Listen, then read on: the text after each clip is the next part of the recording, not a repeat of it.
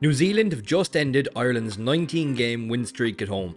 We're going to be taking a look back at the action, we'll give you the facts, offer our thoughts, and essentially break down what the fuck just happened. Let's get stuck in.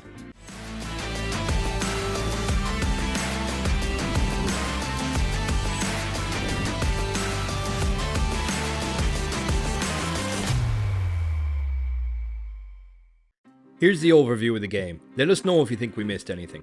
The first half was an incredibly hard fought affair. All the credit goes to New Zealand. The narrative going into this one was that a good chunk of the All Blacks were younger and more inexperienced than they would have liked. There was no signs of a gap in quality on the pitch. The All Blacks fought furiously at every breakdown, making an absolute nuisance of themselves and killing Ireland's chances of building momentum. While Ireland certainly matched the All Blacks' physicality, Joe McCarthy in particular putting in a big shift, we also didn't help ourselves, especially at the lineouts. Several mistimed jumps and throws killed our flow. Luckily, New Zealand hooker Asafu Amoa felt the pressure himself when gifted a lineout on the Irish try line, throwing in crooked.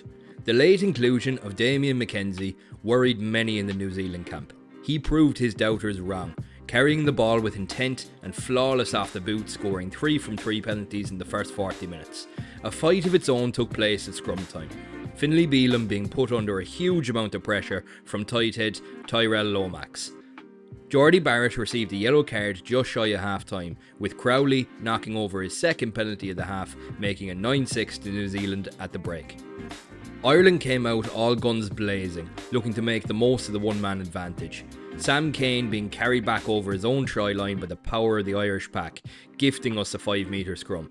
Josh van der Fleer finished the following sequence by running an unreal line to cross the whitewash. Ireland continued to pressure New Zealand, but McKenzie grabbed another 3 points from range as Barrett re-entered the field. Tom O'Toole was no sooner on the pitch when he was bounced by Satiti, sending him back to the dressing room. Bealham and Henderson both contributed to the rising penalty count, meaning 2 more penalties on the board for New Zealand. It was 18-13 with 15 minutes left to go, and you really thought at that stage that Ireland could have kicked on. Kieran Frawley came onto the pitch and produced a litany of errors. Pressure from New Zealand out wide led to a Hugo Keenan try-saving tackle, but it didn't matter much in the end as Will Jordan went over in the opposite corner straight away. Frawley had a couple more knock-ons, James Lowe had a world-class kick and got Ireland asking some questions towards the end, but any questions that Ireland asked, Ardie Savea answered. Every time Ireland came knocking, New Zealand shut us down. Ireland were going nowhere. McKenzie put the ball into the stands and that was all she wrote. Final score 23-13 to New Zealand. So let's try and break that down a bit. That was a fucking woeful performance from Ireland. New Zealand had our number big time. The Irish players looked utterly dejected by the end of the 80 minutes.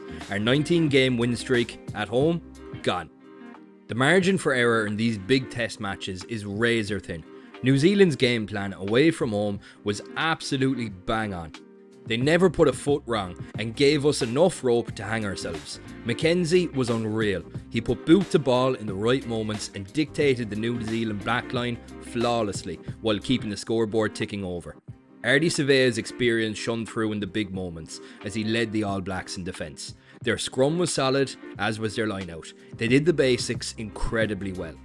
Ireland did not. The obvious being the penalty count. We were incredibly indisciplined. We missed furlong at scrum time tonight. There were a handful of moments where it looked like we'd kick on, but New Zealand were quick to spoil the party. We spoke in the build-up that there would be a battle at 10 for the starting jersey. 1-0 Crowley.